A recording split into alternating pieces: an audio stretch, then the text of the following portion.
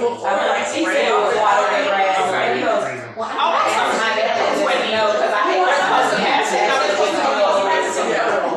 So my husband was like, yeah, I have contact. Oh my God, that is a whole world. He said, finally now he's married and I'm like, from there. I'm going to say, his dad thinks he's old. I said, well, his family's pretty big down there. Yeah. But nice guy. Yeah. He's a little bigger.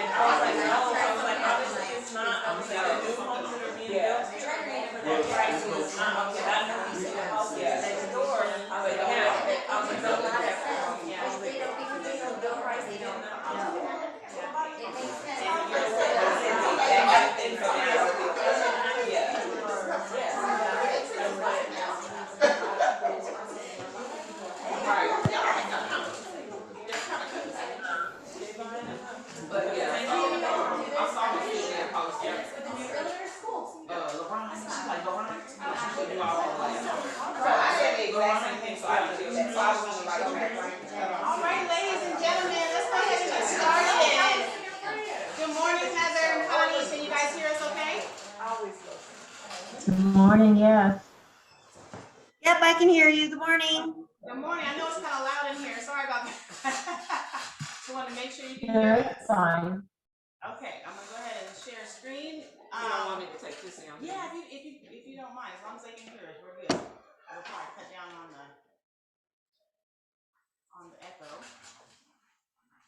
Thank you, ma'am. Let's see if this works. So we have some guests with us this morning. You want to introduce yourself? You guys can come to the front of the room and. But let me apologize, like just saying we're late. That Chick-fil-A lady, she didn't like me a lot. She goes, "Oh, you want how many cups for that coffee?" I'm like, "I just want to apologize." You guys, thank you for having us in here. We've been around for a long time. My name is Josh McGee. I've been in mortgage for about 20 years now. Originally from Dallas, Fort Worth, worked for the top few financial institutions in the nation, run a mortgage company. I own this one. And we're really proud to bring in Mike and Ashley today. Love Barrett, love your group. And anyway, so just wanted to come and say hi and introduce ourselves. I'll turn it over to Mike and Ashley. How's it going? We're the loan officers with Household Mortgage. We've been in it for about 6 months now, so we're just kind of getting started. I come from a law enforcement background, a military background, and so I don't know where. I started in the Marine Corps, and then I transferred to the Army to be military police. So I started in infantry, and then I was military police to try to further my law enforcement career. Something that could be really beneficial too, especially with the base here. If you get a VA client, so that's what I specialize in. That's pretty much the only thing that I attract. It seems like is VA loans, which is fine because really they're not that hard. They're easy to qualify veterans for because VA can be very forgiving, especially with credit scores. Like I just closed a loan a couple weeks ago with a guy that had a 603 credit score, so I'm thinking we can go as low as a 600 probably. Most like Veterans United, who claim to be the leaders of the industry in VA loans, they'll only go as low as a 640, and a lot of times too they'll end up pushing your closing date back and messing a couple things up along the way. So. Like I was saying though, if you guys do get a VA client, a lot of times VA guys want to work with other VA guys. There's just a camaraderie there. Or gals.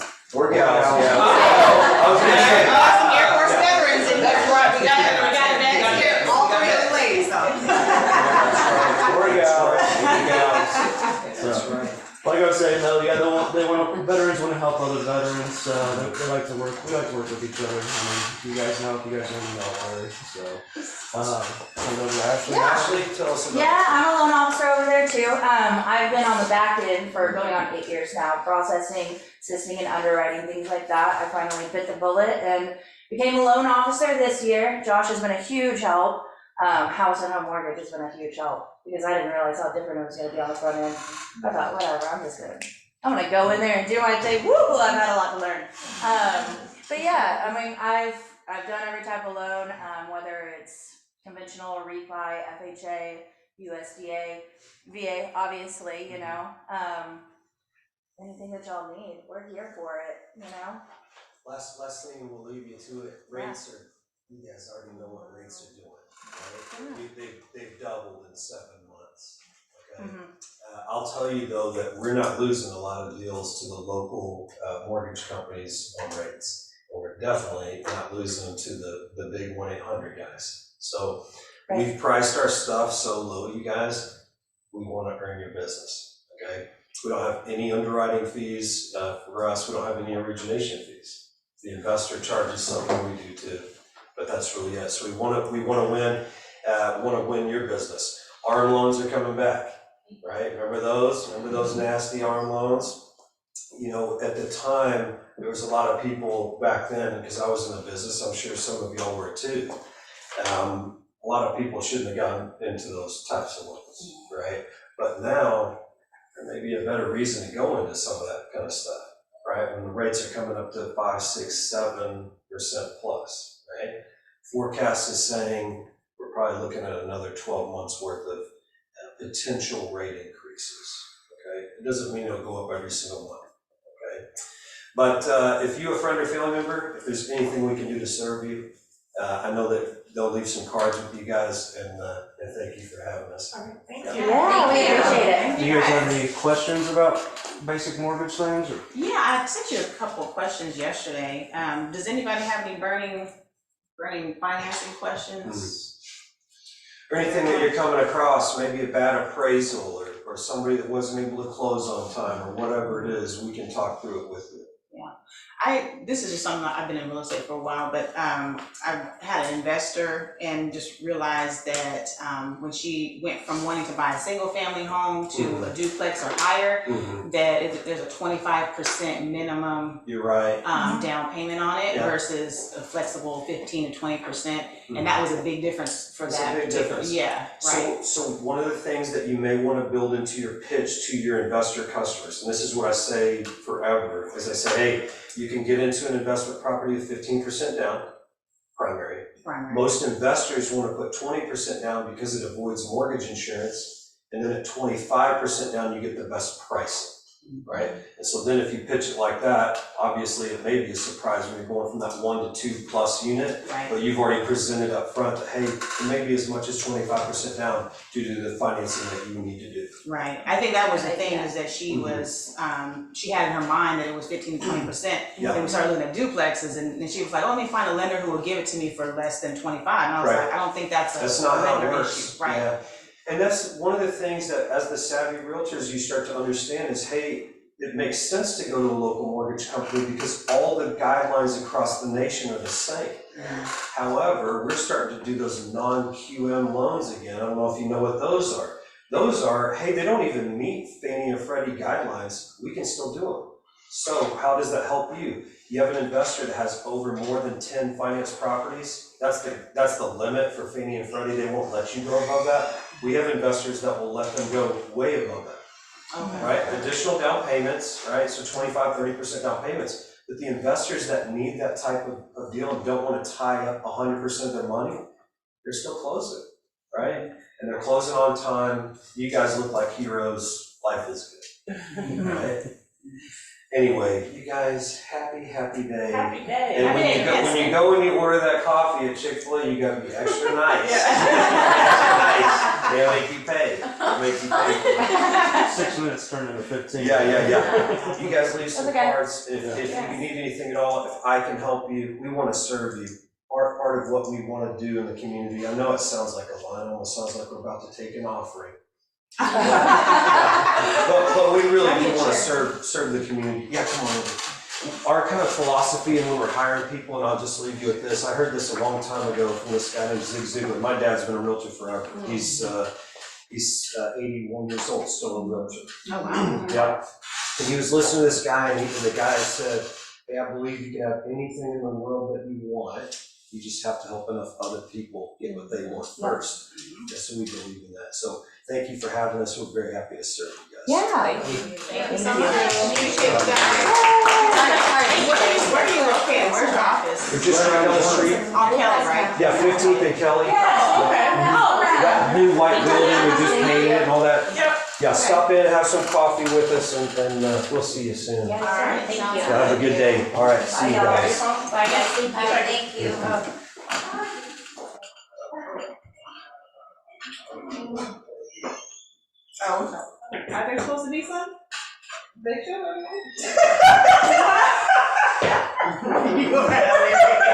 It's just coffee. I was looking for it. Where's the I saw them working for you. No, that's exactly what she said. Chick-fil-A, get coffee. I know, we have coffee. Get out of here. Spread. There might be something in the kitchen. You don't know. No. I know, that's what I was saying. Anna invited those people. No. Breakfast. They did. They called breakfast coffee. Breakfast coffee. That's what I went down to the flag. I was like, what? Why should I be here? Anna, let's share. Want some meat? Oh, yes. Yes, we got some new people in the room. Yes, we got Lauren and Tasha. Tasha is Anna. She is our compliance coordinator. She's like the heartbeat of the company. So, yeah, Anna. Okay, we have a full house today. I want to hear some good news. Who has some good news that happened in the last 7 days? I'm running your contract. Woo! No inspections or anything. So With cash buyers, my Cash gosh. buyers. Wow. Yes, that's a good week. Yes. Out under contract. Hi. Twice, right? Yeah. Twice. Yes, Look we at do. you. One was my mom, you guys. It's okay. It's okay.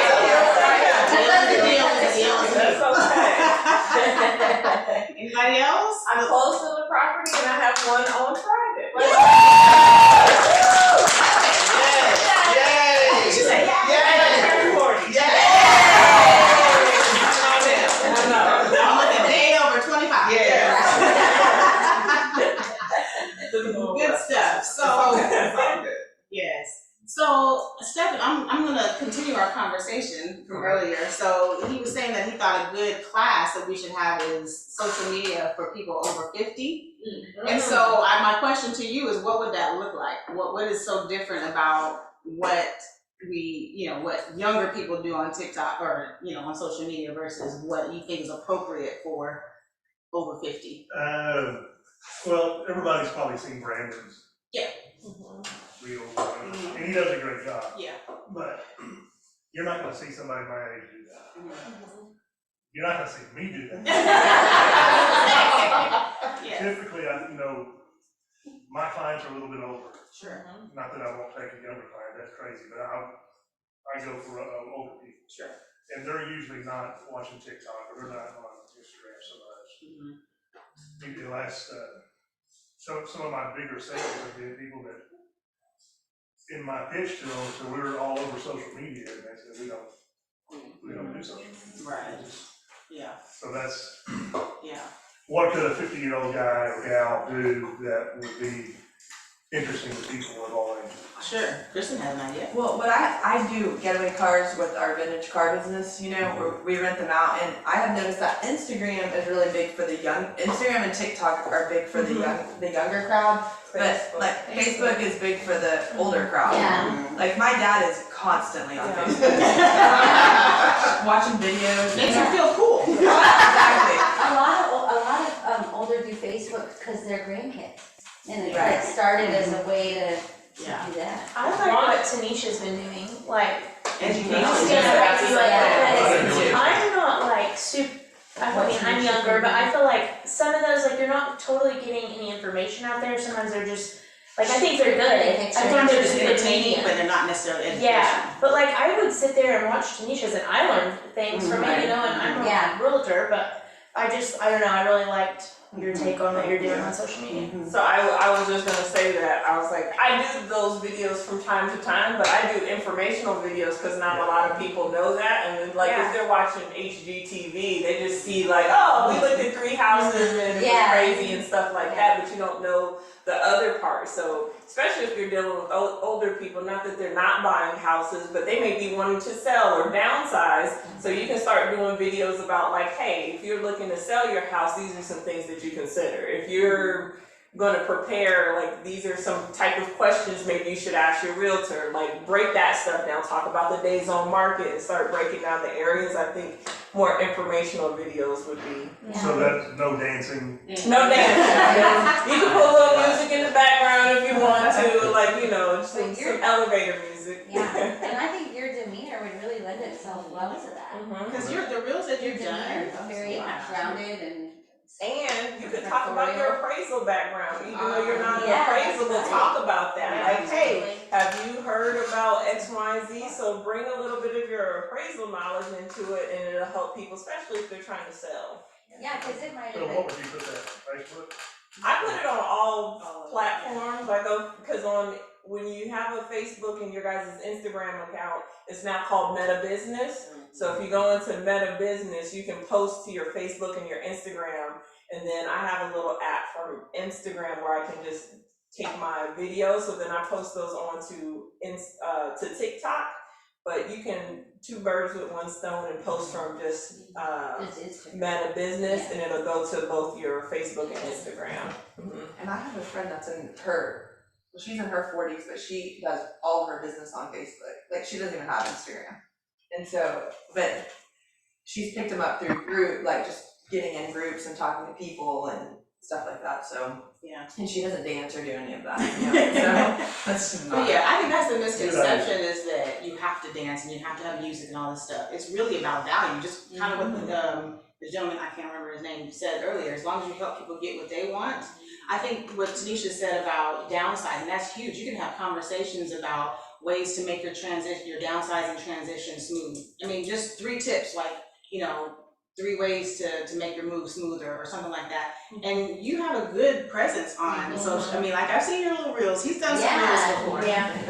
And you do have a good presence, and I think you should leverage that and actually break into a medium that a lot of older people are not really doing that. A lot of times you see younger agents doing it, but you could be. Matter of fact, I do estate sales, like to set that up, or get with some people and like, hey, like I see a lot of estate sales. What's the difference between that and a garage sale? There are estate sale Facebook groups too. And talk about that. I think that would be your thing, especially if they're going to downsize. They probably got a lot of stuff to get. I think that would be your niche. Also, the way you talk about construction, like when you were talking to Serena about the roof, you're so knowledgeable, and that's really intimidating. For my clients that have been downsizing, they just kind of start breaking down when they have to think about what is the inspector and the appraiser going to say about this property they've been in for decades. They just you know. I think It helped. somebody knowledgeable would really be comforting. Yeah. Not that, I mean, you know, I'm not.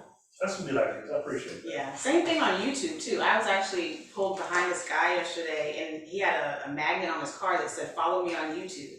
And I looked and it was a gray haired gentleman that was in the car. So he's realized the magic of YouTube and Facebook and is leveraging it in ways I think not a lot of people are doing. So yeah, we'll see if we can get somebody to teach a class. Maybe you after a while. After you start practicing. Okay, anybody else have any good news before we move on? Good. We ready? Okay, so today we're going to talk about organizing your real estate business. So I've actually had a couple of one-on-ones with agents, and they have found this to be really helpful to just take your list of to-dos, which seems like a good thing. 'Cause a lot of times people will write down their to-do list and say, okay, it's written down, I've got it, I'm good. But a to-do list is no good if you don't have a plan to actually execute those things on the list. And so the questions are, what should be on the list? And how do I get it on there in a way that is actually going to get done? And so that's what we're going to talk about today, what things we should be doing in our real estate business to help us actually grow. Because there's a lot of times when we feel like we're doing things, like if we have our first transaction, and we're busy and we're going to inspections and we're doing this and we're scheduling all these kinds of things, those are not necessarily money-making activities. Those are just transactional. That's just to help you get through that one transaction. So you got to realize the difference between income-producing activities and just executing transactional duties, right? The difference between being a business owner and then the person that is in the business. And so we'll talk about those types of things too. So, So really, we want to figure out ways that we can develop good habits. So people do not decide their futures. They decide their habits, and their habits decide their future. Okay, so we've had conversations about this before where when you're a realtor, the realtor that you are today is not the realtor that you want to be 5 years from now, right? So we're in the process of becoming something that we're not right now.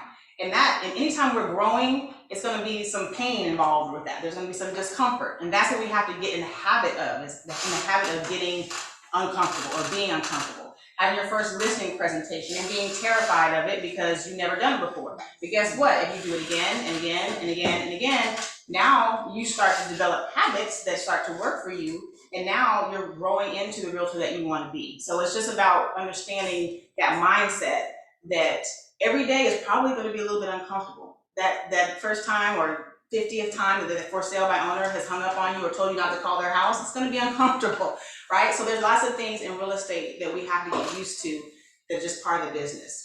So these are some of the things we'll talk about today. First one is, and some of you have already been through this class before, so don't yell out the answer if you know it, but what is the key to real estate success? Somebody asks you, what is the one thing that will make you a success in real estate? What would that be? Consistency, connections, building connections. Okay. Follow up, okay. Communication. All those are good things. Listening. Somebody's been consistent. Yes, those are consistency. Calendar is good, yes. I'm trying to remember. Take your feelings out of it. Oh, yeah.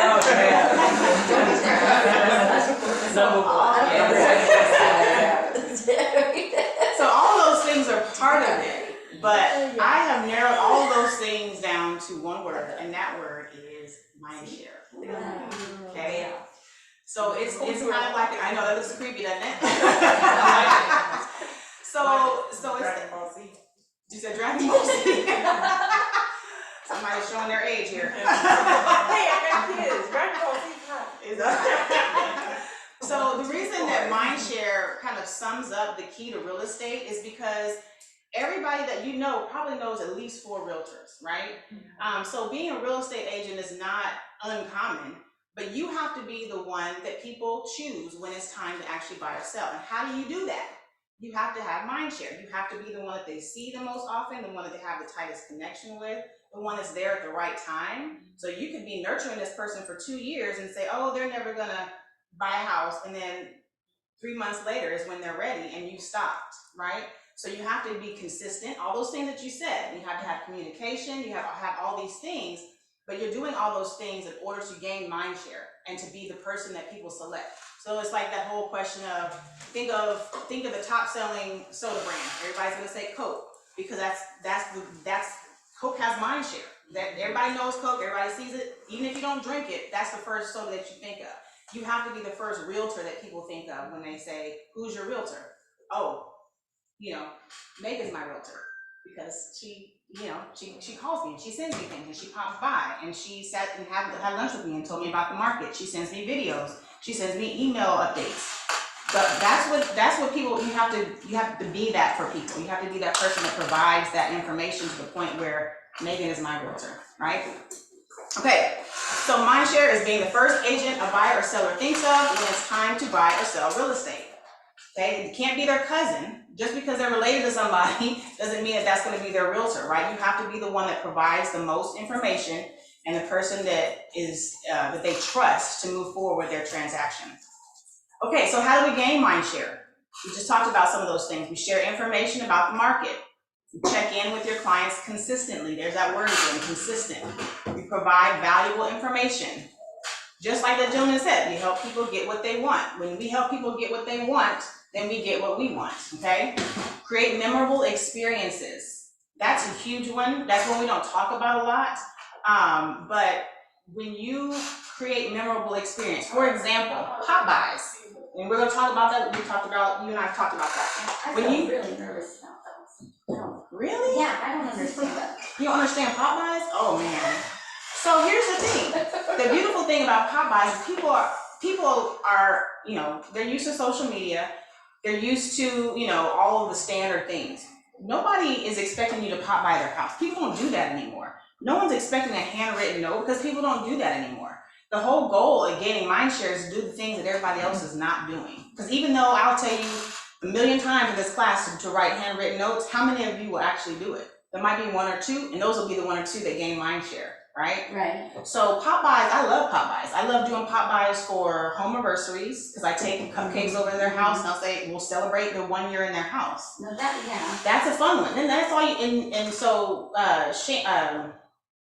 Kristen, I'm gonna actually pull the one that you sent me, hang on. There's actually a pop by schedule that I will share with you guys. I'm gonna redo it. Could you do a pop by for a client, someone who's not a client yet? That would be cool. No, that's a little creepy. No, pop bys are just for people you know and love, and who don't love you. I feel better about it then. Yeah, don't just like I don't know about going up to. Well, other than that, it's called door knocking. Yeah, that's door knocking, and you just hung and up I on have me my own yesterday, feelings now I about know it. So yes, we actually have a couple agents that are just dead set on door knocking, and I have my own thoughts about that, but that's not the same thing as a pop by. So you don't have good thoughts on Thank that? you, I feel better. Is what I'm getting. Yeah, I know. I mean, first of all, not everybody can door knock. And second of all, if you show up on my porch and I don't know you and I didn't expect you, I'm not happy to see you. Yeah. And you don't want your realtor to be the person that you're not happy to see. That's just, that's not the way that I want to meet you. Okay, so for example, January, you can do a New Year's pop by, Valentine's newsletter, you can do, invitations to, the thing I love is the invitation to the Salt Summer Jam, because that's just a fun family event that's no threat, it's low threat, and you say, hey, we got music, we got food, we got, a dump tank and all that kind of fun stuff. Just invite them to things. But my favorite pop bys are the home anniversaries, and those are easy. Even just dropping off like a birthday card or something like that, that's creating a memorable experience, because if someone came over and just said happy birthday to you in person and gave you a little, card and a chocolate bar or something like that, you're gonna remember that person, right? That's significant. That's not just somebody that put something on social media. That's a personal connection that they're gonna remember. Yeah. And yeah, not strangers. So. Not leads. Not somebody that you met at an open house yesterday. I thought they were trying to be like, yeah, do pop by, whatever. No, those are that for people. seems like a really dumb No. That's part of a nurture plan. People that have already worked with you and like you. And then you're right. That's a good question. So somebody might have had that question. Okay, so I like to say I chase squirrels all the time, but I want to remind you guys not to chase the squirrel. For example, a squirrel could be the one deal that you have. So we've got Meredith, China wrote her first offer, Megan, Kristen, you guys all got your first deals a couple weeks ago.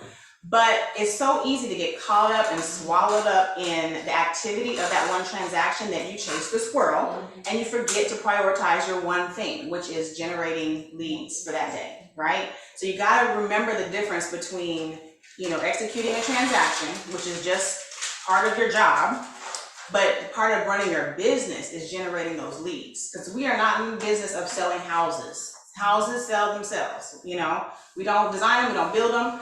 We don't just open doors. Our job is to create those relationships that then can funnel into an actual business and not just being a person that sells 1 or 2 houses a year. Okay, so to sustain your business, you have to remember your one thing, and that's to generate those leads.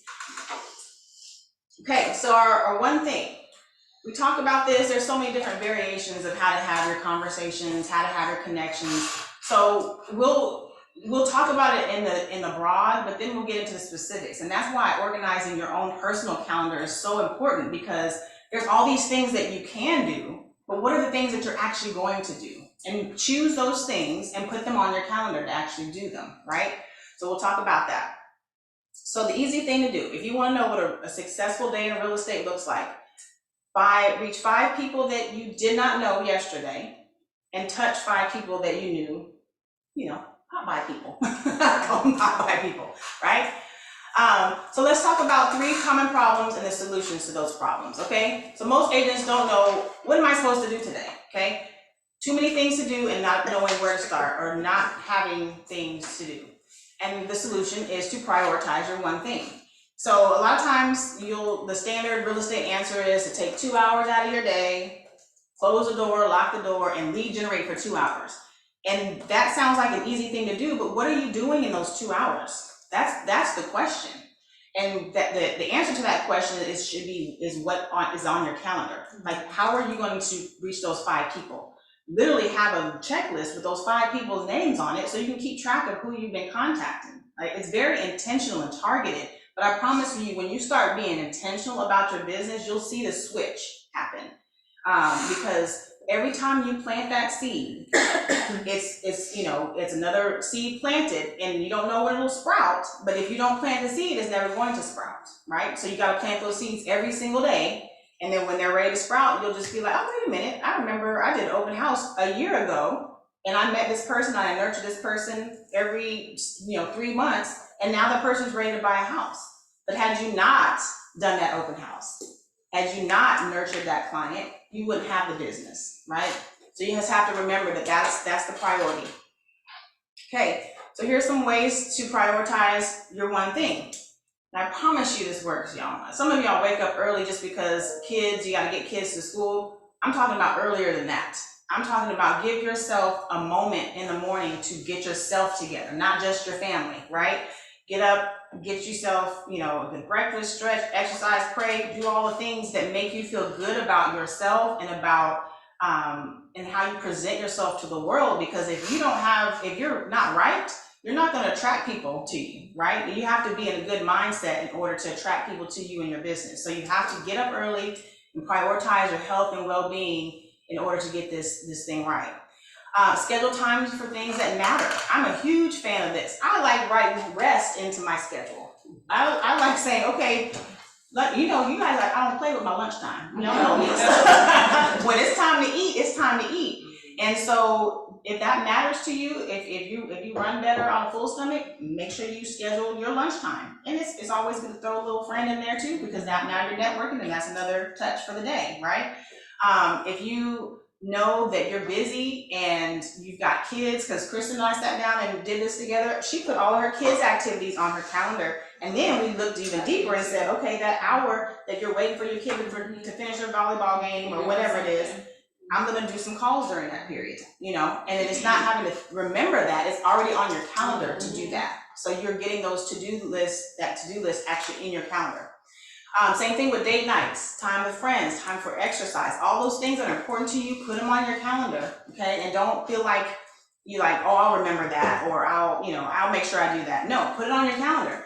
Another thing that does for you is it lets you know what your free time actually looks like. So if you schedule time for all of those important things and they're on there, you're like, oh, I actually have 2 hours here on Thursday. What can I do to build my business during those 2 hours that I actually have free time, right? Okay, so we talked about time blocking your one thing, and here's the biggest thing, and I will admit I'm terrible at this. If you erase, you must replace, right? Like if there's a day and something happens and you're not able to do your little lead generation for the day, I'll just say, oh, guess I didn't get it done.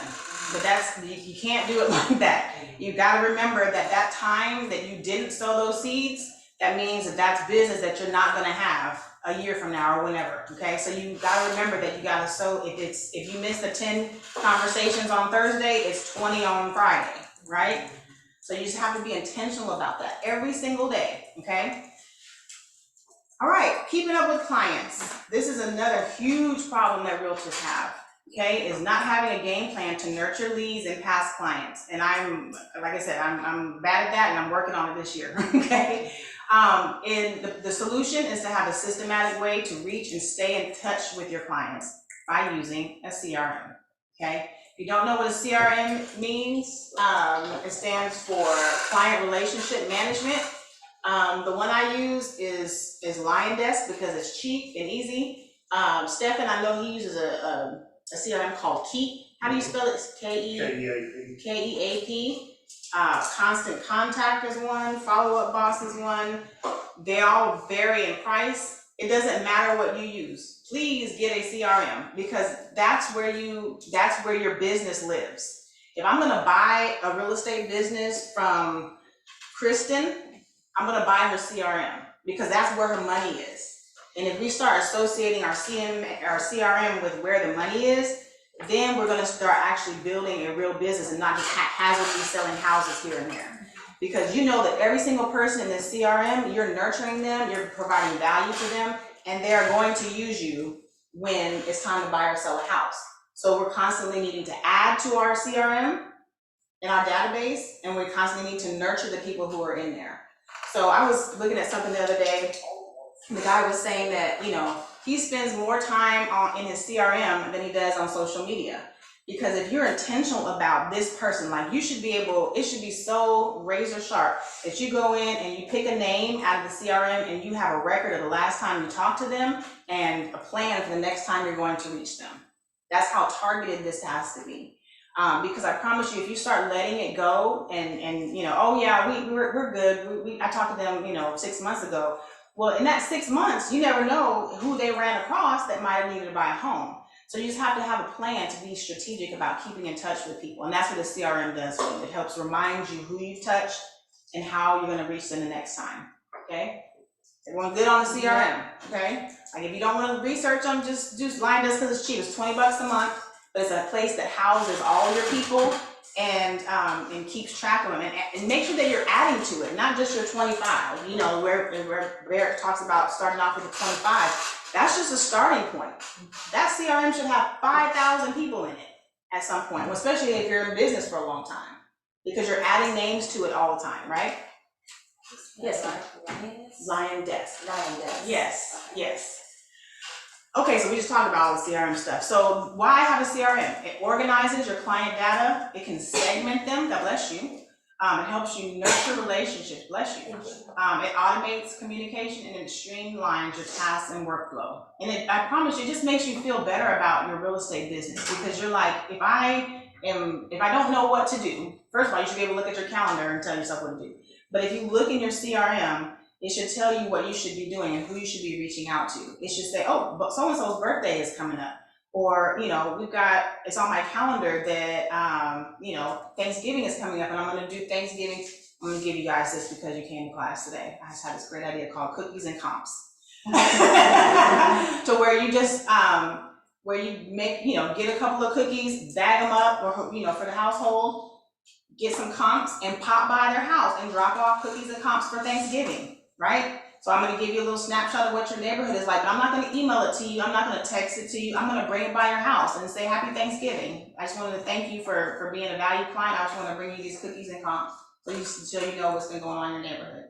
Easy stuff. And the thing that I like about what we're talking about today is none of it costs money. It just costs time and it costs intention. But there's not a whole lot of cost involved in just nurturing people, right? Okay, so these are the ones we mentioned earlier. Follow-up boss, top producer, contractually. Some of these are pretty pricey. I always like to put blind desk first because I know that, you know, when you were in real estate, most of us, most of you guys, and cost is a big deal. But I promise you, it's worth it because if you don't keep track of these people, it cannot be and here's the difference. It can't be just in an Excel spreadsheet because everybody has a list. Everybody has people in their phone, but how are you gonna keep track of who you contacted, right? And when is the next time that you're going to contact them? So, Just got a mind of its own today. All right, the next problem, letting business take over your life. So some of you guys are not there yet, but I promise you as deals start adding up and you're working 2, 3, 4 deals at a time, you'll start to get a little stressed out because there's a lot of things that go on during the transaction. We looked at the contract to close calendar and there's tons of stuff every day just for one transaction. Imagine if you have 3, 4, 5 deals on top of that. You'll start to get overwhelmed. So the solution to that is to have a strategic plan for calendars, checklists, templates, all those little email templates and things that I send you, because you shouldn't have to be recreating text messages or email every time you send it. It's gonna be the same content every time. You know, the offer email. I give you the template for it so you don't have to think about what to write when you're submitting an offer.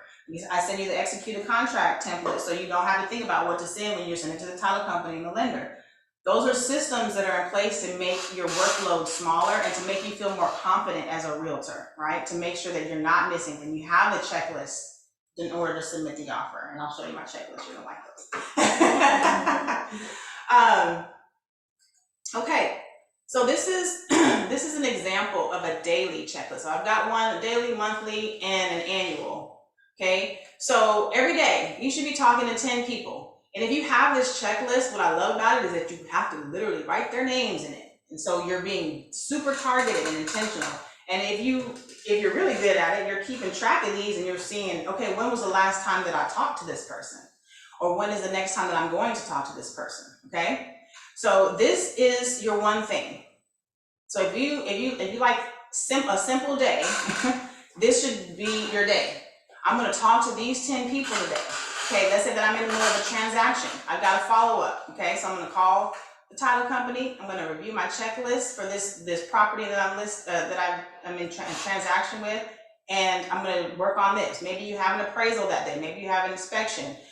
Maybe you have a lunch with a lender, a new lender that you're thinking about working with. So those are all follow-up type activities. Then you have your to-do list, okay? You have your to-do list was to come to class today.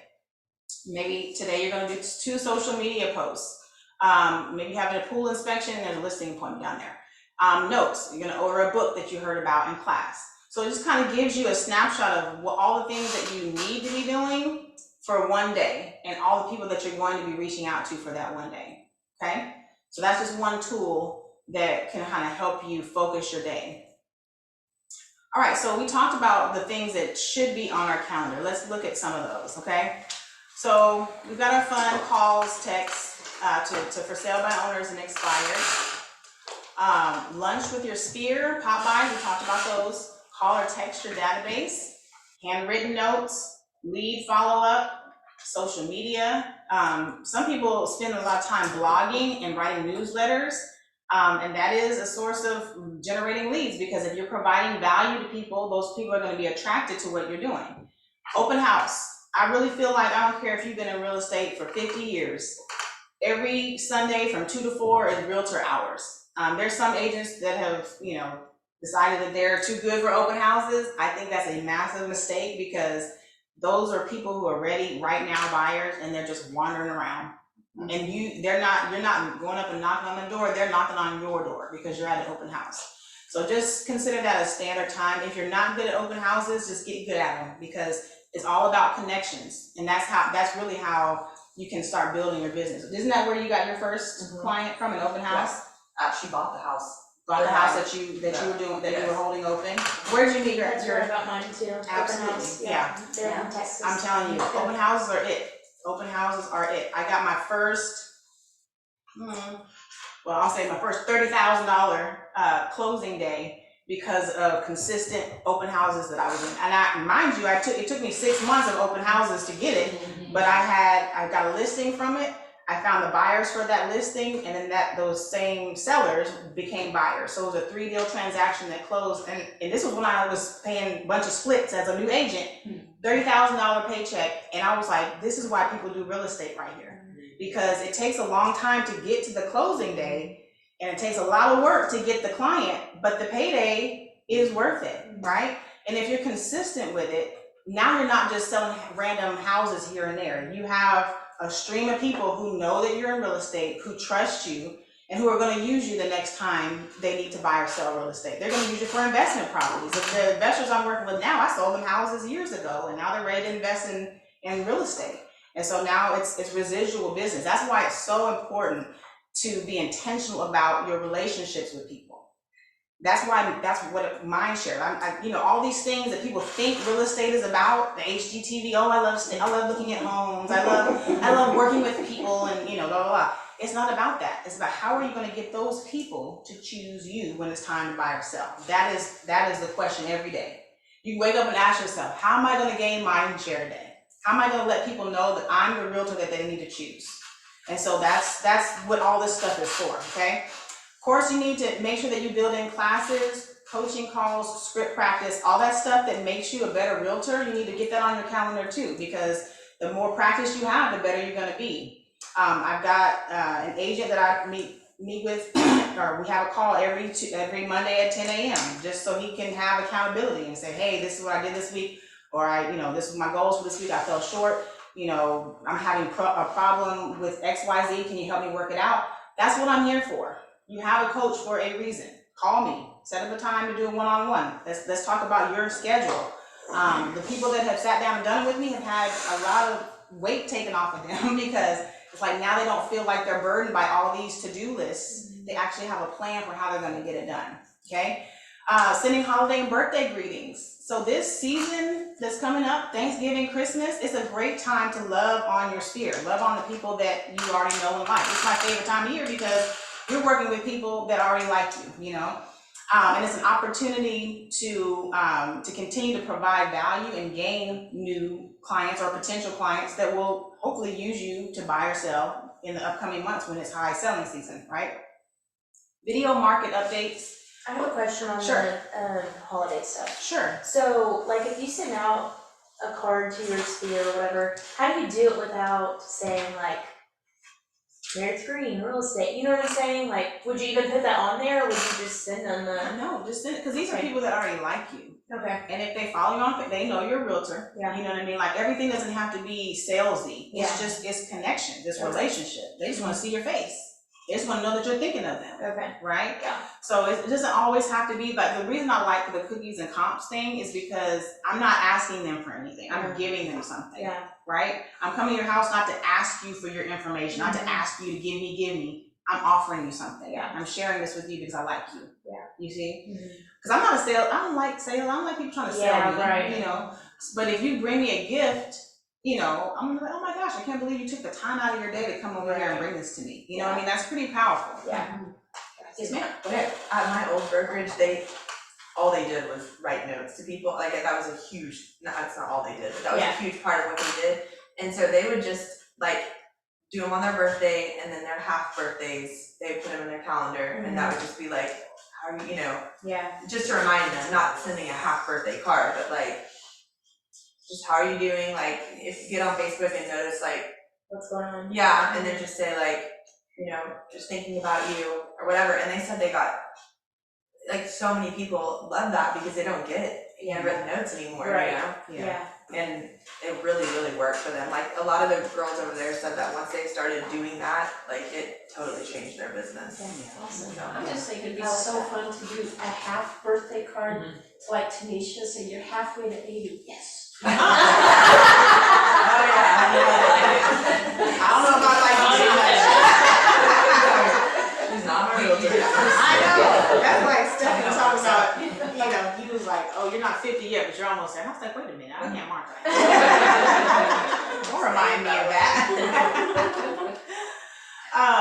So we've talked about video market updates before, and I'm gonna keep saying it in class until I actually do it myself, but I think that is one of the most awesome gifts you can give a client is to do a video market update specifically to them and text it to them.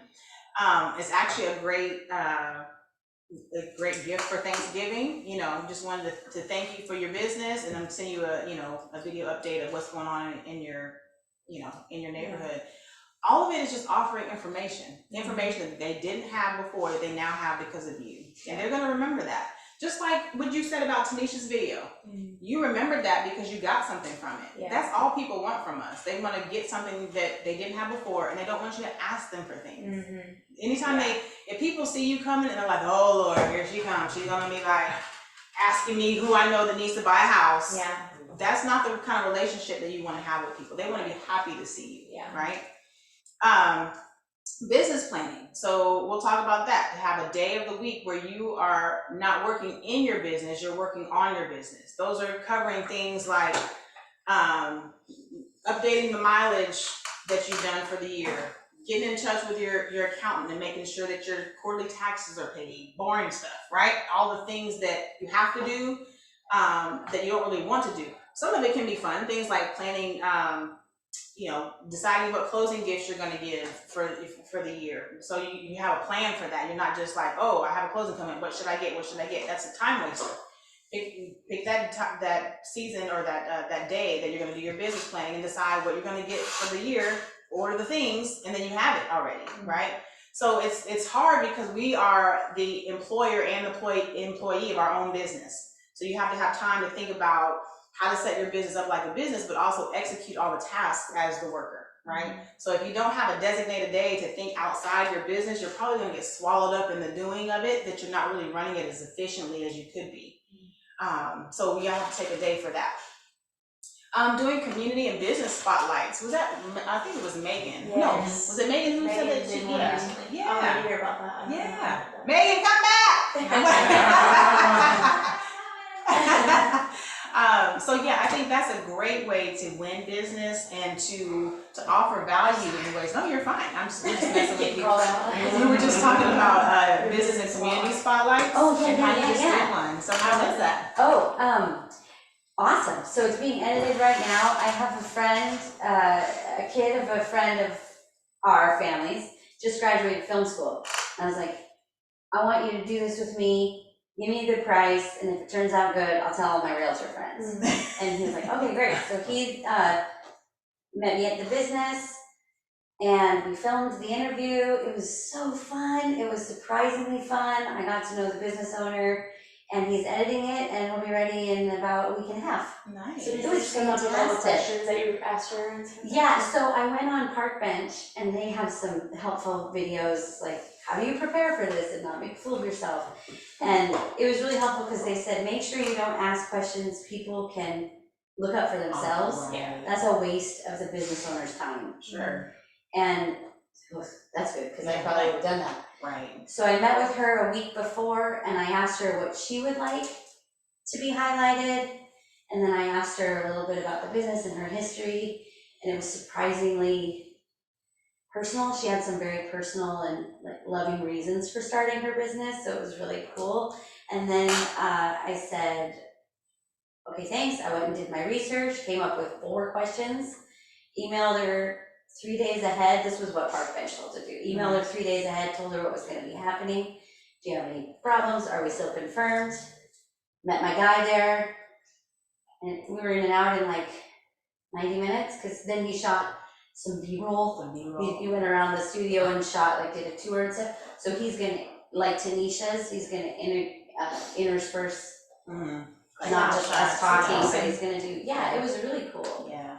So- Well, let us know, because we have some realtor Oh, friends I that might want to do that. Pick, like, do you know the business, like, why did you pick that I business? started with a dance studio that my daughter had gone to, and I mean, I'm pretty new, very new, so I was like, I'm just gonna pick this one, because I don't know very business owners. And yeah, that's what, but now next month I have already scheduled, I'm gonna do a roofing company. So, That's Good job. yeah, thanks. But I did decide, I don't know if anybody wants to copy me on this or not, but when I was doing it, it started not sounding right to say business spotlight, because I thought there might be some community organizations that I wanna highlight, because I'm trying to make it hyper-local to Edmond. So I'm calling it community spotlights. I like it. Community / And business. you put that on Facebook? Yeah, I'll put it everywhere, yeah. Very So, good. yeah, and if you all like the way it looks, I'll give you the name of it. He's doing it for $150, Mhm. which I think is a That's great super price cheap. because, you know, he needs it, he's young, Mhm. he's young.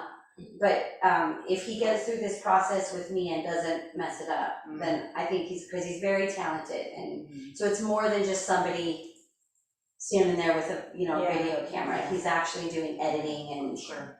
so. That's a our great price solution for that. stuff, and hire him. There you go. Find the desperate ones. But yeah, yeah, The new desperate one, yes. yeah.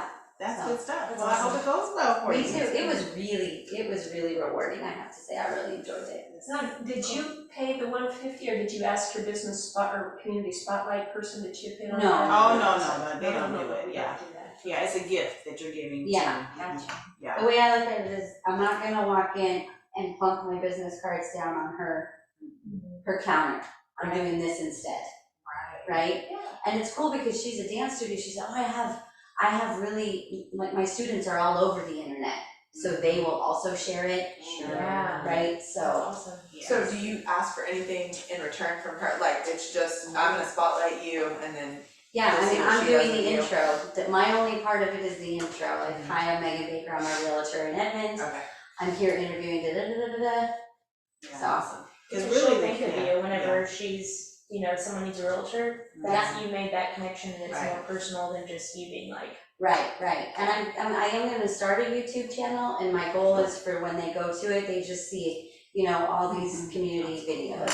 And I love that. I love it. Because it makes it not about you. Yeah. It's about your service to other people. Yeah. Also, that's in my comfort zone. I really don't excel at some of the other things, so that's my much. happy place. I'm not crying, you guys. My makeup is I love like. community. Oh! I really don't want to call anymore.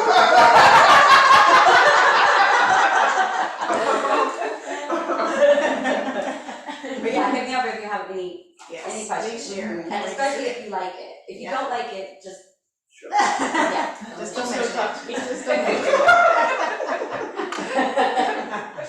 Well, good stuff. I like that so much because, and some of you heard this before, that's really how my business got started, was by helping other business owners win, Right. right? With the whole, Your Facebook, right? yeah, with the neighborhood business association that I started.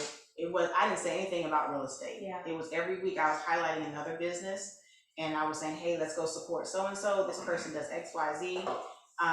And it took a while because people don't buy houses every day. You have to realize you gotta have a level of patience in this business and grit to keep doing the things, even though you don't see the rewards right away. But I promise you, you keep planting those seeds, they're all gonna pop. And you're gonna look up and be kind of surprised at how your business went from 0 to success. And it seemed like it's overnight, but it wasn't. Because all those seeds that you planted back here when you were new and frustrated, and you had open houses where nobody came through, and you had deals that busted, and you had all these things, you were still planting those seeds.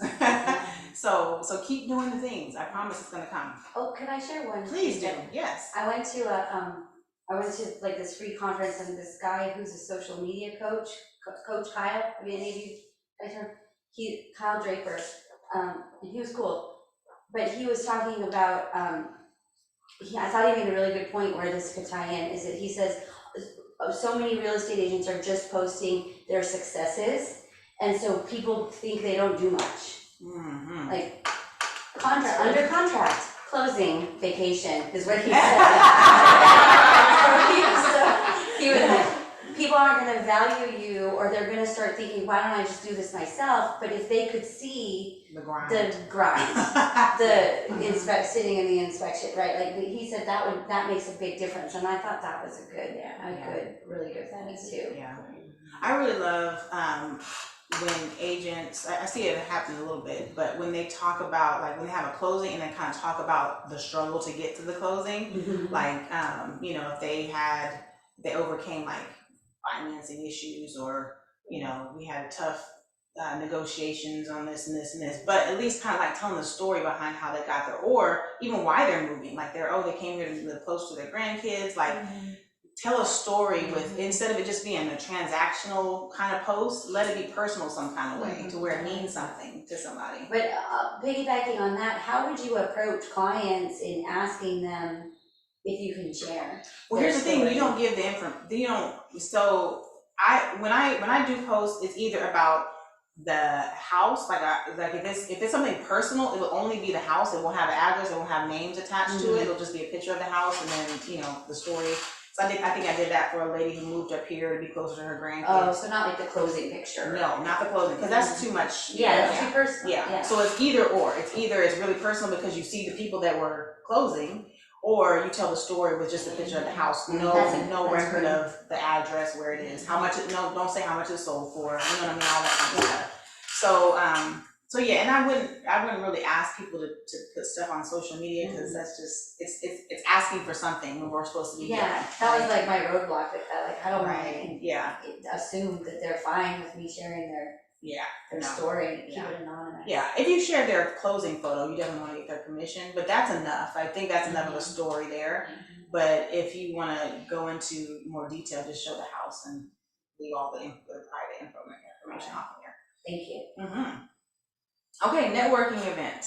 Tanisha and Stefan are both part of networking groups, and Kristen, I mean, you just don't know who you're gonna meet. Go ahead and share. I would like to say something about networking events. Sure. And networking in general. There's a lot of good networking organizations out there. BNI is a good one, Gold Star is a good one, and there's several more, Centersphere. Most of those groups do not allow more than one person per industry. In the BNI group that I am part of, we have a listing agent and a buying agent. So we do that, and I'm the buying agent. I get along great with the listing agent. Different brokerage, everything. But we've got like 35 people. So there's 35 people that are supposed to be looking out for me and trying to build my business, and I do the same for them. But that's not to say that that's the only group. I'm also a member of the Chamber of Commerce, and I go to all the meetings, and I go to the ribbon cuttings. I'm an ambassador and all this stuff. And this is all new to me. And I'm getting to a point. I'm also on the board of Turning Point Ministries, which is an organization that builds houses for people who can't typically afford to live in Edmond, but they want to live in Edmond. And they're like $175,000 houses. They build them for cost, they sell them at cost. I'm part of I think I'm getting ready to go to a Bible study every Tuesday at noon with 10 or 12 guys. But my point is, it doesn't have to be a networking company or group. It can just be getting involved with all this different stuff. And if you don't have enough to do, then there's a lot of things that you can do to be involved. Just say yes to things that you may not know anything about. Like the Turning Point, I met this lady at a chamber meeting, and she told me what she did, and she asked me if I would like to sit on the board, and I thought, I don't know, sure. I had no idea what Turning Point was.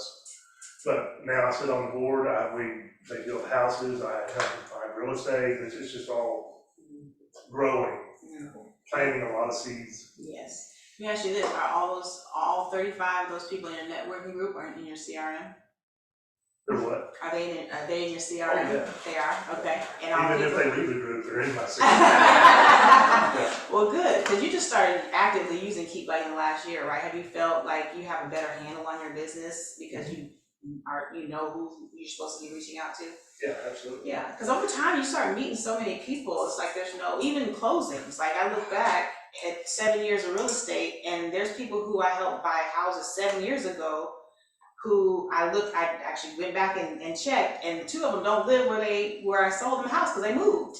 And I had no idea because I thought, after a while I just forgot about them, And that's easy business. Those are people that already chose me once, liked working with me, and had I stayed in touch consistently, they would have used me again. But it's literally about being intentional about those connections. And that's great with the networking group and all that, because those are all people that you didn't know before. And with the chamber, there's probably 4 or 5 things a week that I can go to with the chamber. Like the ribbon cuttings, you go and you welcome a new business into the community. There's somebody to add to your database. Every month as an ambassador, they give me a list of chamber members that I should contact to make sure that what they expect out of the chamber is what they're getting. Sure. There's another 5 to 10 people, however I get that month, added to my database. And I go meet them, I call them, I email them, or I go meet them in person. So it's, there's just a lot of organizations out there. Every little town around here has a chamber. Oklahoma City has a chamber. I think Salt, a member of both of those. Yeah. So, and that's just part of it. There's a lot of things out there that you can do. PTA. Yeah, all those things. All right, anybody else have anything to add that should be on our calendar? Or things that we should be doing? What group did you join? Professional moms networking group. Okay. Oh, nice. There was like the real estate spots get taken up like in 2 seconds, and I just happened to get in the Yukon one. Nice. Oh, Good nice. for you. I just got it came across Facebook, and I was like, Yeah. super bad. Awesome. Yeah. Very good, very good. But they only do it once a month, so it's like, That's and I've been in nice one. too. Yeah, It's not so like that. it's kind of hard to get. It's just gonna take a while to get to those people. Yeah. Well, good. Just keep planting those seeds. Yes. So do you get a list of everybody that's in that group? No, but like each group has their own private Facebook group on Facebook. Does that make sense? Yes. So No, you like can Facebook. look at the list on everybody. Yeah, so I can see everybody that's in there, but there aren't any lists that go out. So I need to figure out, and we get to like stand up for like 30 seconds and talk, which I was really nervous last time. But it'll be easier this time, so. Yeah. Well, here's the thing. Let's talk about how to navigate a networking event, because you don't want, like I said, you don't want to be like, hey, I'm a realtor, hire me. Like, so the question is, how do you interact with people who you're meeting? So I was in an organization about a year ago, and had no intention, like it wasn't even my intention to let it be a business thing. It was strictly personal. But out of that experience, just me being me and talking about real estate in a natural conversation like I normally would, I ended up helping one of the people there buy a house. We got 2 agents to join SALT from there that asked me. I promise you I didn't ask them. And then just 2 days ago, I got a call from someone who was in my class who said that they know a ton of people who are realtors, but because of the connection that they had and the experience they had with me, they want to hire me to help them find a house. Wow. And so it wasn't, sometimes it's just being an engaging person. Sometimes it's just not talking about real estate sometimes. Like I think when you say have real estate conversations, you don't want to make it seem like, well, the market is doing this and this and this. And it's okay to talk about the market if people ask, but people just want to know that you're a human being. Right. They want to know that you care about them as a human being. So ask about their family, ask how they're doing, ask about their business. How can you help them with their business? And they're going to remember that feeling that they had working with you, and they're going to want it again when they're ready to buy a house. Yeah. You see how subtle that is? And you really can't teach it to people, because there's some people who are just not warm and fuzzy. There's some people who have a hard time connecting, and I'm sure you deal with that too. But overthink it too. yeah, Like yeah. overthinking, like, am I trying too hard? Yeah. Just be. Sometimes just being yourself Yeah. is enough to make people want to hire you, because you're not being salesy. Was that in a network group that all of that? It wasn't really a networking group. What were you doing? It was called Salt and Light Leadership Training. Okay. Yeah. So it was actually it was like a Christian organization, but it was a paid thing. It was almost like a class that I was taking. Okay. So it wasn't like a networking group. But like I said, I went with the intention to do something personal, and it ended up being something that blessed my business as well, Yeah. because I was just, but the call that I got the other day, it was pretty powerful, because like I said, it wasn't my intention to pursue that relationship in that way, but it just, sometimes it's just planting the seeds, just being a good person and being a good human to other people. Yeah. So I have the word Sunday on here because this is the day that I like to reset and kind of plan my week out. All the things that you need to have on your calendar, you gotta have on your calendar to have a day to plan your calendar, right? And so if you pick a day that's gonna be your business planning day, whether it's Sunday, Thursday, whatever, that way when that day comes around, you feel like, okay, this is what I'm supposed to be doing, right? So pick a day that's your business planning day. Okay, so here's a sample agent schedule. This can be varied depending on, your life and your family. So you've got early exercise, affirmations, shower, breakfast, family, travel to office. You got script practice or market review, group coaching, social media or MLS update. It's also good to hang out in MLS and see what's new on the market. Maybe you grab lunch with a new lender. We met a new lender today. Do your lead gen from whatever, 2 hours that you select out of your day. Grab your kids, help with homework. Maybe from 4 to 5, 4:30, 5:30, send postcards to your farm. Prepare a listing packet for a potential client. Personal time with family. So whatever your schedule looks like, whatever you need in your schedule, just make sure that you can put it in there. Is that daily or was that on Sunday? Or were you just saying Sunday is kind of your regroup? Yes, that's just the day that you Okay. plan the things or And then whatever, the or next whatever day. day you pick. Yeah, this is just like a day. This is a Okay. day in the life of a real estate agent. This could be a Wednesday, you know what I mean? Maybe they don't pick up their kids from school on Wednesdays or Right. whatever, you know what I mean? Whatever suits you. That's why it's super important to make sure that you block what actually happens in your life. Like, not what you want to happen, but the things that actually are going to happen. Like, if you know that your kids need you for an hour after school just for random things, like to eat, to chat about their day, to whine about their teacher, you know what I mean? To eat again. To eat. Just put in your schedule time with, babies or whatever it is. But what I like about this is that you'll eventually know what your free time looks like.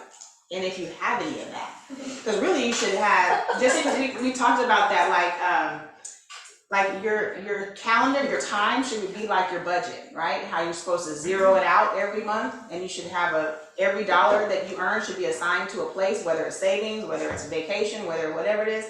Your time should have that same deal, right? There should be every hour in the day, even if it's rest, even if it's exercise or time with your spouse, all that should be budgeted, because then you know for sure that it'll get done. Mm-hmm. That's the only way that you'll know that it'll get done. And then you'll feel better about it because you don't have to think about what to do. Do you have an app that you use? Anyone have an app that they like for that kind of thing, or do you just do a reminder of your calendar?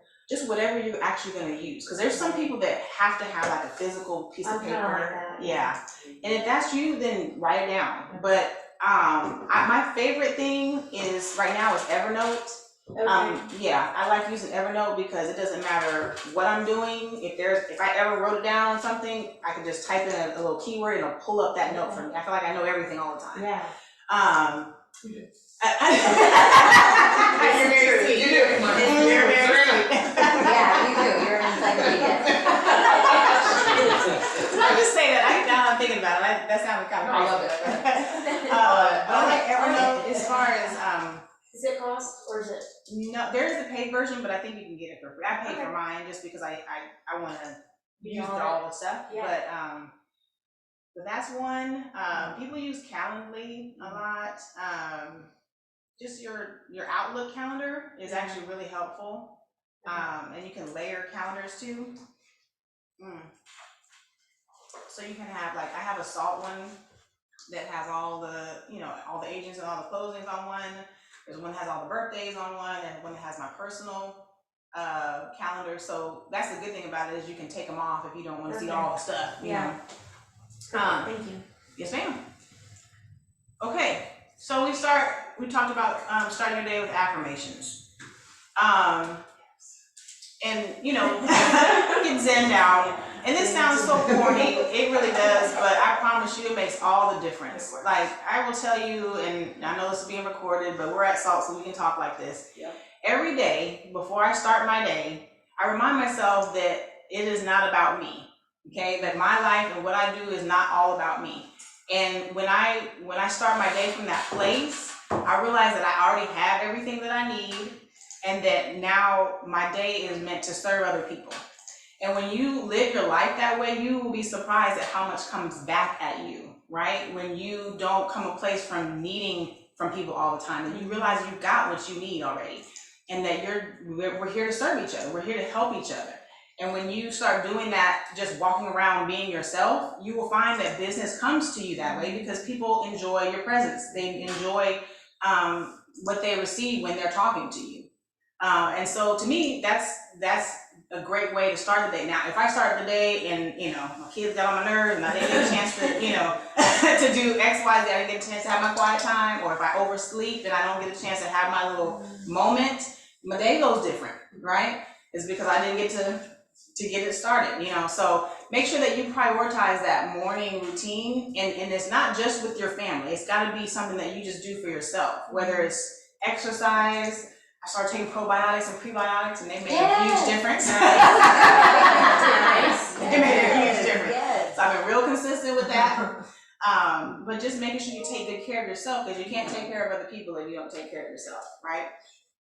A gratitude journal makes. Oh, Yes. 100%. I started doing that, it's different. Just writing down 5 to 10 things every day, like it shifts your whole mind, because you're not like 100%. thinking about what you don't have, Exactly. So these are some ideas. Wake up early, wake up at the same time every day, prayer, affirmations, 30 minutes of exercise, listen to something motivational, review your vision statement. I actually, I actually fell off the horse, but I read listened to 6 books on audiobooks within 2 months. You'll be surprised if you just listen to it in your car, how many books you can get through.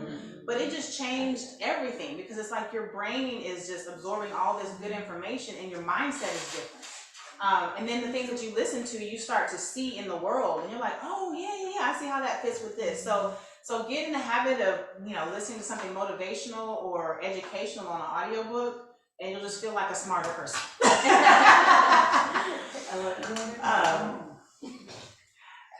So we talked about time blocking your 10 conversations. So let's pretend that on your schedule it says from 9 to 11 that you're going to do your income producing activities, which is your lead gen, right? So we're going to call expireds. For sale by owners, we're going to call our sphere, we're going to attend a networking event. Whatever it is that you need to do in order to get your 10 conversations, you just take that time block to do those things. To write your letters, do your pop buys, to make a cold call, all those fun things.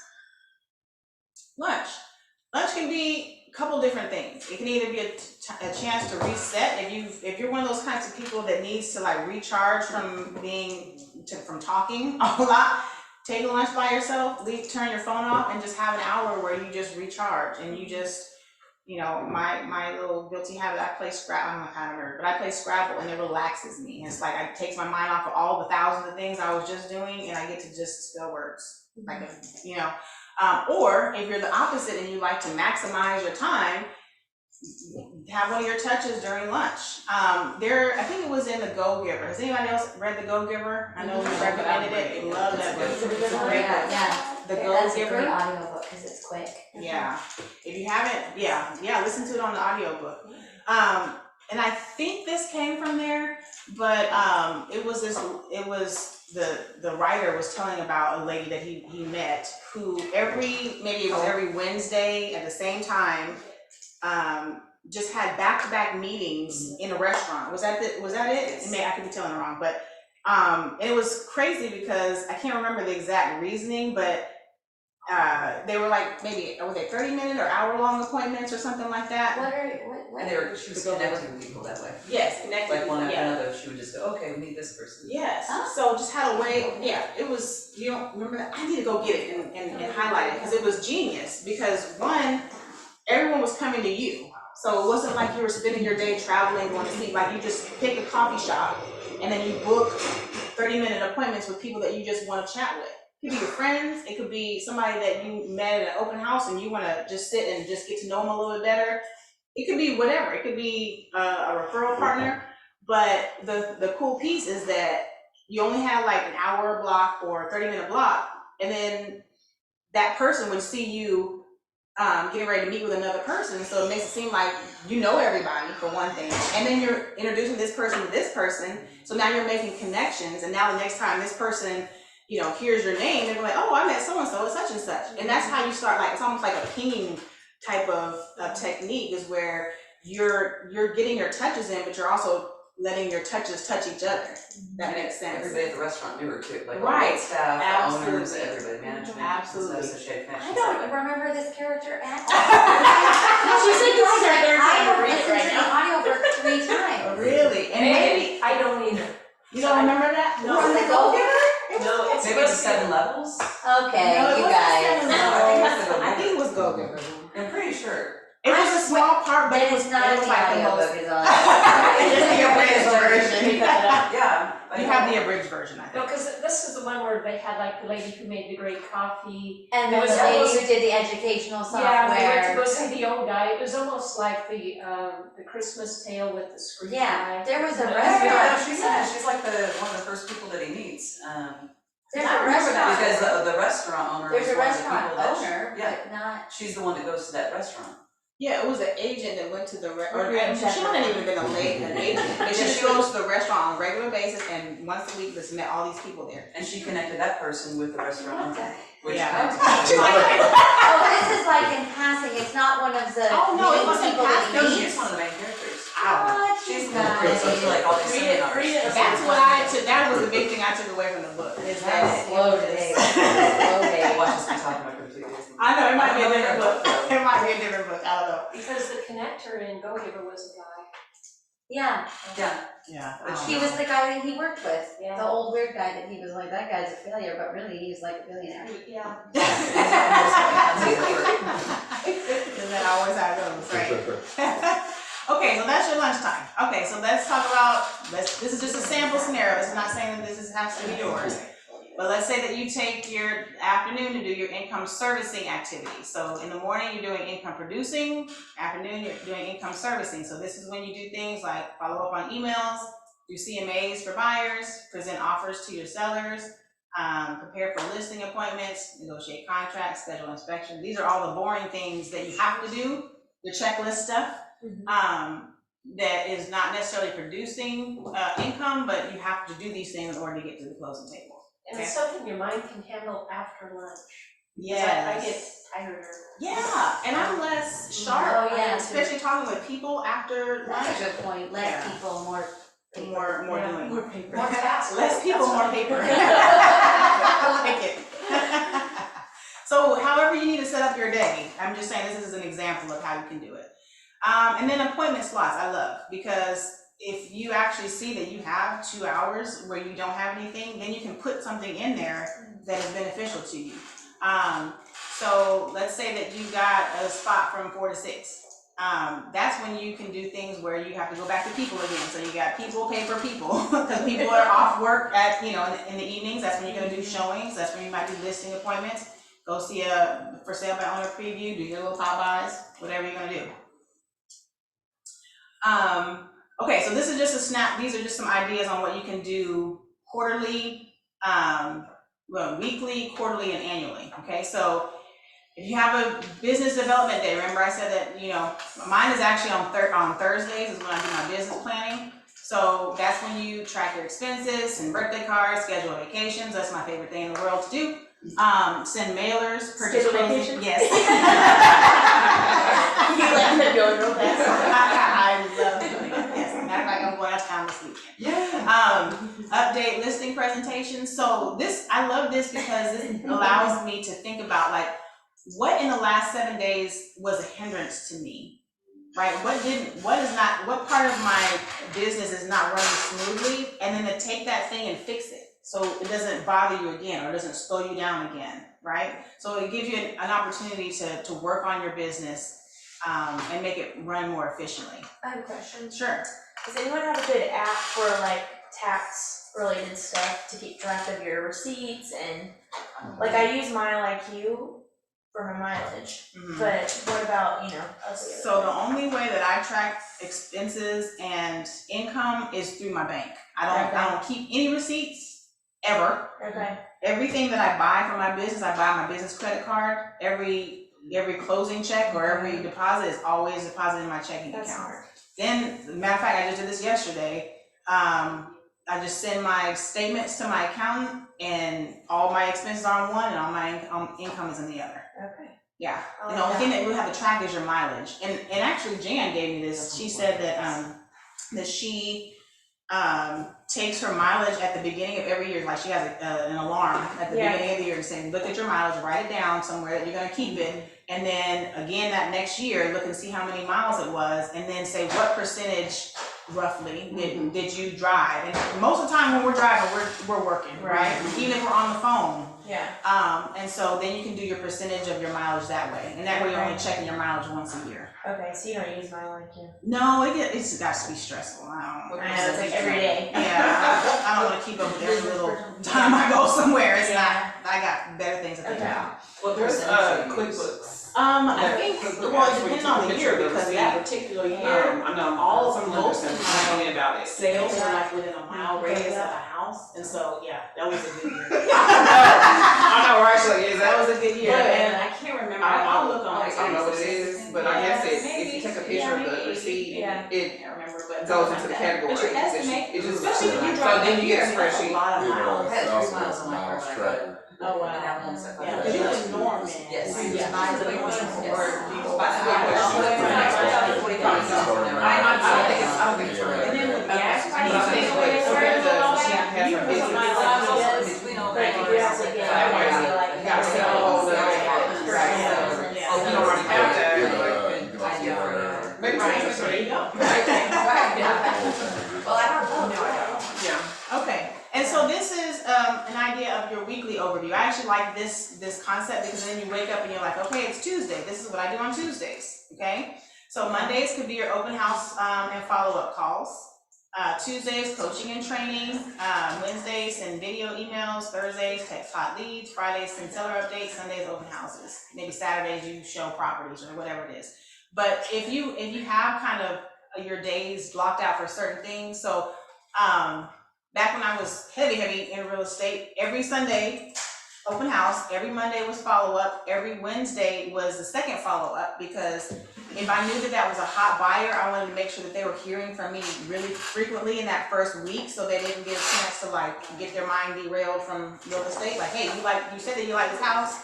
If you don't like this house, what about this house? Yeah. I'm gonna invite you to an open house this Sunday that I'm doing. What about, So it's really not bugging them, but offering them information, because that's when you're like, it's your prime time, is really that first week, is to kind of like solidify that relationship so you can build from there. And so they can kind of commit to you as a realtor. And then of course you do Wednesdays when you prepare for your open houses.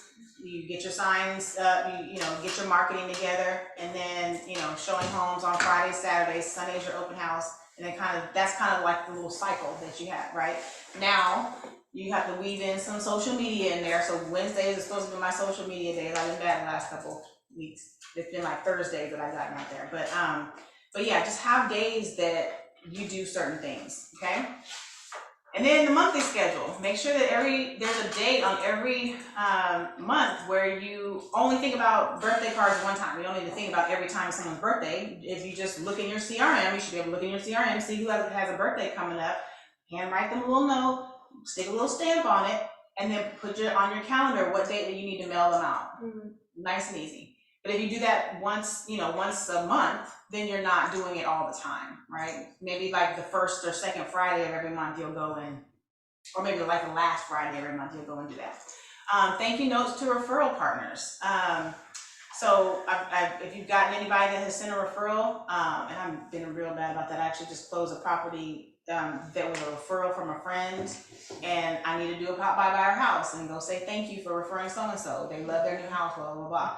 But make sure that, because if it was on my calendar, it would have got done, but it was not. So those are all the little things that we should be doing that, like I say, our intentions are the greatest, but if we don't put it on a calendar, it won't get done. Right. And then attending a networking event, put that on your calendar. Highlight a business of the month, put that on your calendar. So for example, Megan, you Yes. said next month you wanna highlight a roofer. Yes, So maybe the first Monday of the month, select the company. Done. And then, right, so you're done. it's on there, it's on the calendar. you already have a All date of- that you're- Yes, everything's scheduled, Yes, do you have a date where you're gonna sit and come up with the Yes. questions for this person? yes, I do. You're all over it, I love it. On it. Love it. But see, all those things, like, I so mean, I have a coach. even.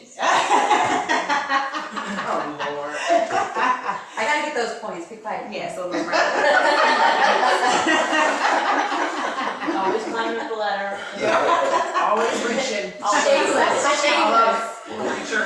Yeah. So even planning for the things that you want to do should be on your calendar, right? So if you know that you need to buy a closing gift, well, make sure that it's not the day before, because sometimes you might have to order something. Maybe you have a day of the week that you order closing gifts, whatever it is. Just make sure that you plan for all of it. And then the quarterly schedule. So once a quarter, so like let's say that every January, you're gonna do a call to all your clients. Because I know a lot of times people are like, what am I supposed to say when I call? Well, the good thing about an annual review, and this is something easy to do, is to give them a snapshot of what's happened in their market in the last year, because there's a lot that's happened, right? Do a CMA for each person, and then send out a vendor list, like a new vendor list to them. Because that's really a valuable piece of information. I mean, we've got connections with all kinds of people in all kinds of industries. Put it together in a little packet and send it to them. They're going to be grateful for that. Laminate it if you want to, and bring it to their house. Tell them to put on their refrigerator. Have your little branding on there. And that's something that you can print off at your house. It doesn't even have to be anything that's expensive or fancy. And then, maybe get with a lender and say, hey, you've been I know it's been 5 years since we closed on your house. Have you chatted with a lender about refinancing? And here's a couple of resources for you. So that's every January. Every April, call all your clients, remind them to turn on their sprinklers, remind them to service their air conditioning. So these are just like home maintenance. Then we kind of become like a home maintenance specialist. That's so helpful. Oh, good. Yeah, that's great. Good. So these are all things that we should be doing for ourselves too, but just calling and reminding them to do these things gives you a reason to call them, right? It's not like, what do I call, what do I say, how's your family? You do check on them and as their well-being, but say, hey, I just wanted to remind you, or even have like a little flyer or something you put together with little reminders of, hey, it's spring, let's do X, Y, Z. All right, every July, call your past clients and call everyone in your sphere. Invite them to our annual event called the Salt Summer Jam. It is a ton of fun. And it's almost, you can use it like a client appreciation type event. It doesn't cost them any money. There's food trucks out there. We have music. it's so much fun. We had the best time last time. Or if you want to do something that's more private for your clients, you can do like a barbecue, client appreciation barbecue at a restaurant or whatever it is. So just, these are kind of things that when you're looking at your calendar as a whole, you'll say, okay, every July I'm going to have a client appreciation event, or every June I'm going to invite them to the Salt Summer Jam, right?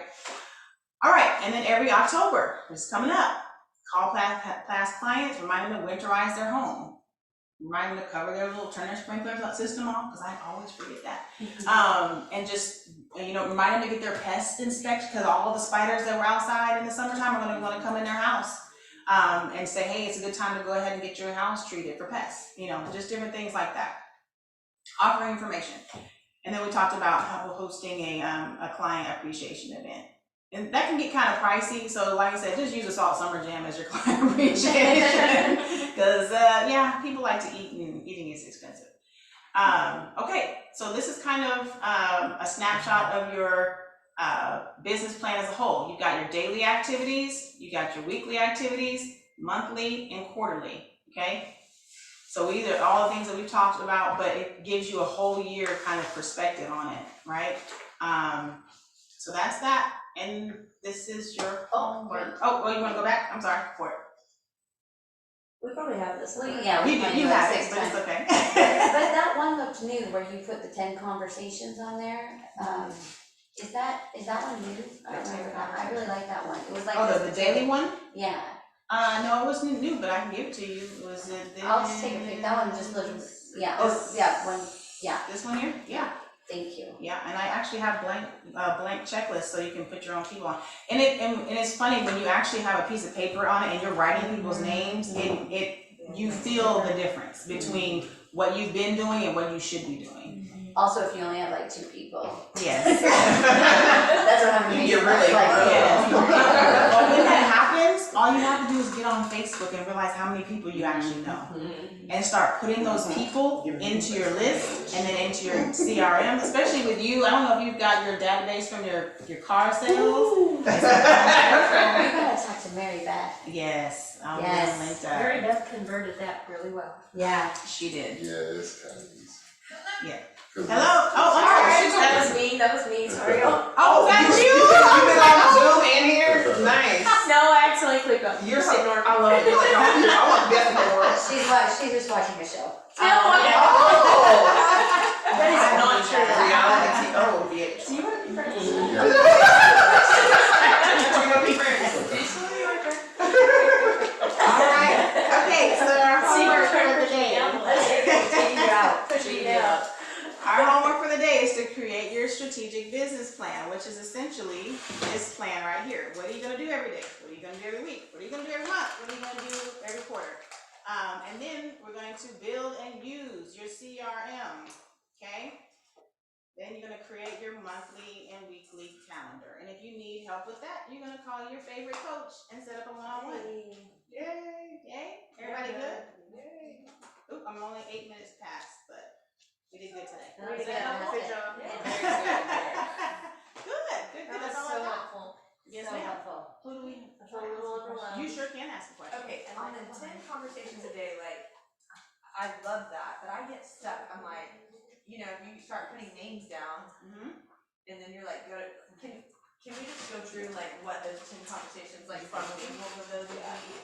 Sure. So here's the thing. The conversations depend on who it is, and depend on like if you're calling.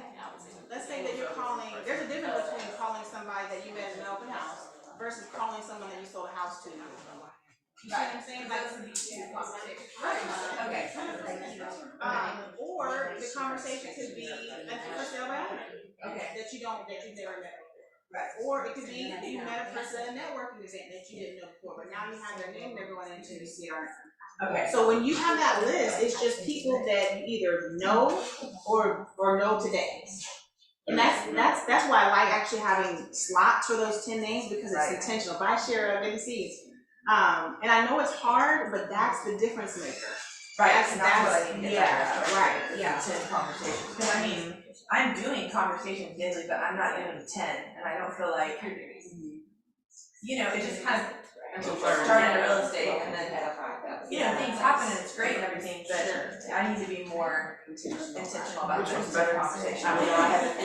And then the other piece of it is, once you have that conversation, when is the next time you're gonna reach out to them? Right, that's the kicker, because that's what goes on your calendar. Now, the easiest way to do that is to kind of bulk everybody, like say, okay, like we said, once a quarter, I'm gonna hit them with this information, I'm gonna hit you with the, Christmas card or whatever it is. That's probably the easiest way to get everybody, but if you know there's certain people that maybe it's warm, or maybe they're gonna buy a house in the next 6 weeks, so you gotta have a plan for how you're gonna communicate with them. And I really can't give you a standard because it just hits, and you might call it yes, and, so that's kind of a touch, but then you might need to reach out to them too. I don't know. And these don't have to all be done. Some of them are very real estate related, like I'm working with, I met at an open house 2 weeks ago. So that every conversation we have is about real estate. For sure. To be part of the same conversation, it's not real estate driven, I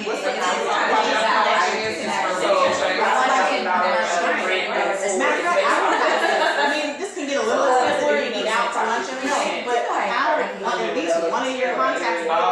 They allow. That's super In easy. the area. But if you have somebody in your group, or maybe once a week, every Wednesday at noon, you have a lunch with someone. That's easy, I mean, that's a stretch, but I think a lot of times you overthink it, and you're just those people. Check your calendar. So really, They go in and north, said, like, then they don't have two names on there, get out your faces. And you guys, how many people you know? What would you do with that? that? Just Just say say, something. Yeah, especially somebody that you know. Okay. But if it's somebody that you met like at an open house, then you're asking more. Yeah, I said just Actually, right. But really, the whole goal is to stay contact, because my issue, like, I'm not gonna call you out of the blue, I have talked to you in 7 years, you know what I mean? Like, it's not weird for me to call you. That's like, it's not a goal there. You need to hold 10 years six. But you know somebody how you are that, first of all, it's 5 people that you know already. So that's what my You know, it's all 5 people. I thought that every day, well. That's one way. You can call expired, you can, attend, like I said, you are attending networking events, you can find new people in networking events, you know what I mean? So if you don't go on the phone one day, go to a coffee shop and sit and chat with the person human contact. Right. Yeah. But when you're intentional about that 10, then it doesn't seem so taxing every day, because you realize you can call, you know, 5 for sale by owners. Right, and she's then not that's your here like on process. site. And that don't even take 2 hours. What you got going? Nothing. And then you call 5 people, you know, I got you. just call so-and-so because it's her No, yeah, birthday. so Cook it up and eat it, and eat that. Yeah. Been sick, call and check on her. Like, a lot of times, Not her calls very are the easiest one, because that's what she gonna get anyway, right? Okay. Not So really. it doesn't always have to be real estate related, but they just need to be intentional. Which we had lots of Okay. fun. I can't wait, I'm getting excited. Yeah. We had Well, it you at the two, Will would y'all Rogers come to Theater. my office and It really does fit